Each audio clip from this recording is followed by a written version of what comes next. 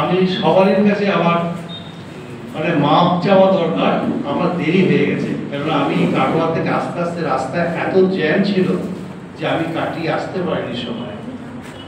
এখন আজ তো মহালয়া, পিতৃপুরুষ কিছু দিন আছে, সেই জল দিতে গেছিলাম, সেই ফিরে আসতে সময় লেগে গেল। প্রথমেই বলি, বিহারের সঙ্গে আমি যুক্ত হতে পেরে আমি নিজেকে গর্বিত মনে করি। আমি একদিন বলেছিলাম, বিহারের কার্যকলাপ দেখে, তাদের আত্মনিবেদন দেখে আমি বলেছিলাম, এবার মানুষ মানুষকে বলবে তোমরা বিহার হও, বিহারের মতন মানুষের জন্য চিন্তা করো।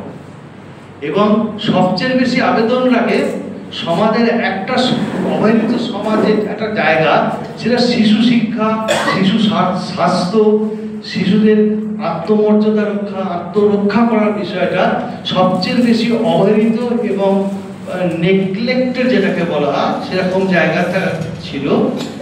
বিহার কিন্তু, এখন আমি বিহারেরই লোক, তো আমি আমরা বলবো, আমি আর বিহার বলবো না, আমি আমরা বলবো। আমরা কিন্তু সেই জায়গাটা খুব সযত্নে লালিত পালিত করছি। আজকে আমি এলাম আমার ছেলের গাড়িতে, ছেলে আরামবাগে ডাক্তার, আরামবাগ মেডিকেল কলেজে আছে, ও আমাকে নামিয়ে দিয়ে গেল। আমি ওকে আজকে বলছিলাম যে বিহানের দরকারে তুই কিন্তু যাবি, এবং সুশোভন বাবুকে আমি বলে রাখছি, যেহেতু আমার ছেলে কিছুদিন আরামবাগ হসপিটালে থাকবে, অবশ্যই আপনাদের যে চিকিৎসা সংক্রান্ত কাজে লাগে, ও মেডিকেল কলেজ সাথে আছে, আপনারা নিশ্চয়ই ওটা করবেন। এবং ওকে আমি আস্তে আস্তে বোঝাচ্ছিলাম যে বিহারের উদ্দেশ্যটা কি। আমি পথে ঘাটে রাস্তায় এবং বড় বড় মঞ্চে যাই, কিন্তু এরকম একদম গ্রাউন্ড লেভেলে কাজ করার লোক কিন্তু এই প্রথম না হলো, প্রায় প্রথমের মতনই বিহানকেই পেলাম। এবং বিহানের অন্তর দিয়ে কাজটা করে, আমি আবার বলছি, অন্তর দিয়ে কাজটা করি, বলবো পরে বলবো না।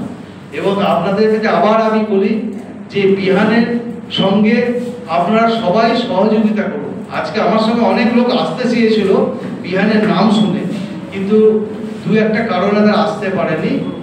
আর আজ থেকে তো দেবীপক্ষ শুরু হলো, এবং আমি সবাইকেই বলি, দেবীপক্ষের দেবীর মূর্তি যদি দেখেন, তাহলে ওইটা কিন্তু একটা সহনশীলতার একটা প্রতিমূর্তি, একটা মিলেমিশে কাজ করার একটা প্রতিমূর্তি, এবং সবাইকে নিয়ে চলার প্রতিমূর্তি।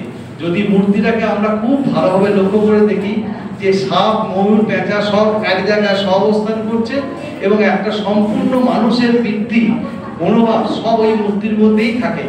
তাই আমি বলি, দুর্গাপুজো সহনশীলতার পরিচয় দিন, দুর্গাপুজোতে সবাই মিলেমিশে ভালো থাকুন। এবং আর কিছু বলার নাই, আমি সকাল থেকে ভীষণ ব্যস্ত ছিলাম বলে কথা বলতে অসুবিধা হচ্ছে। আপনারা সব ভালো থাকবেন। এবং এখানে আসার জন্য আজকে আমার মৃত্যুটা পরিপূর্ণ হলো।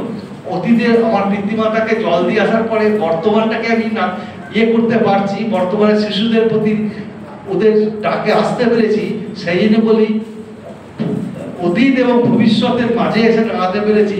তার জন্যে বিহানকে আর একবার ধন্যবাদ জানিয়ে, আপনাদের সবাইকে ধন্যবাদ জানিয়ে নমস্কার।